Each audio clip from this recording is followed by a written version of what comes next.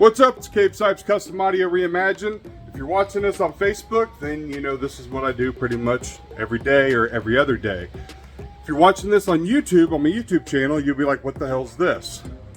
I'm not getting up really any content on my YouTube channel because I'm honestly just too busy to film and edit and do what I do. I would have to actually close up the shop for a couple days a week to keep up with the YouTube channel. So I had a bunch of people say, dude, you post up all the time on Facebook, why don't you just put those videos on your YouTube channel? So that's what I'm going to do. So I'll put these on Facebook, and I'm also going to just throw them up on my YouTube, so they become basically my day-to-day work, what I'm doing in the shop. And then every day, like this job behind me, you'll see today, and then tomorrow you'll see, progressed, and then you'll see it finished. So if you're confused as to what this is, that's what this video is. So what am I doing? Another Bronco, believe it or not. So this is a 2022 Bronco, but this is a customer out of Chicago, which is about 3.5 hours from me. The guy made the trip, got down here at 8 o'clock this morning, so he had to leave early. He got a hotel in Lafayette, next town over, and he's leaving the vehicle for me to get done, and then hopefully I can have this thing done by early afternoon so he can come back, pick it up, and go back to Chicago. Pretty cool. I like when customers come from far because that means I'm worth the drive, I guess. Now what's he getting? Well, he's getting the exact same system I did on the last Bronco with one difference, and I'll show you that. This is the new Stinger / Phoenix Gold 12-inch sub for the Bronco back door. So this mounts onto the rear door, and this is the difference because on the last Bronco I did the downfire kicker subs, the Comp RT downfire. This guy, though, I believe he said he's in a band, so he throws a lot of stuff back there, and he really didn't want to take up any cargo space, so this is the perfect solution.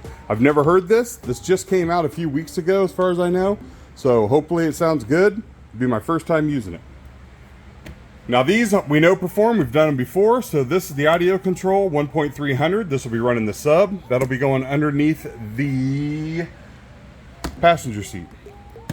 The 4.300 4-channel, which will run the dash and the kick panel speakers. This will be going underneath the driver's seat.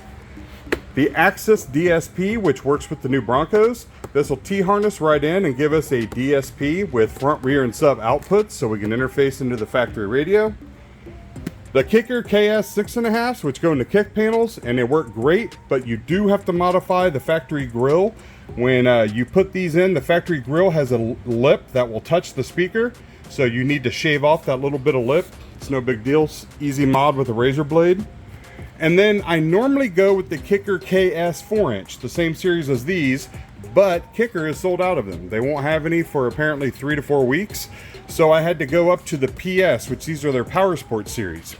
Everything that I know of, they're the same, except these are waterproof and Power Sports, and they're more expensive. So these will be going into the dash, and I'm also putting a pair into the rear 4-inch locations for the factory speakers. Now the way I power everything and the way I make this work in the Bronco is I have the 4-channel amplifier, the audio control 4-channel. It powers the 6.5s in the kick panels and the 4-inch in the dash. I leave the rear 4-inch speakers powered off the factory radio. The reason for that is the speakers in the rear are 4s. They're kind of pointless. And if you're sitting in the front, if you're getting a lot of sound from those 4s, then it's not going to be good sound. So every time I do one of these Broncos, I found that powering the rears is not really needed. But I always do ask the customers, do you have a lot of people in the back seat? And basically, are you wanting them to be as happy as you in the front? If someone says yes, then we go ahead and power the rears. We got to put in another 2-channel, or if they don't care about front and rear fade, we can run the 4-channel and parallel the front and rear 4s and get a 2-ohm load, but there's really no point in doing it, so just go ahead and power them off factory radio. So that being said, I need to get this thing started and done so this customer can get back to Chicago. So I'm going to go ahead and pull the driver and passenger seats out of here now. I'm going to pull the dash speakers, pull the kick panel speakers, check out the rear gate because there's instructions and brackets and there's a whole template thing here for the sub. So I got to look at that, see what needs to be done, and get the wiring ran, which I've already got the wiring before the customer showed up this morning. I started braiding everything so I could be good to go. Cool? I'm gonna get to work. Take it easy.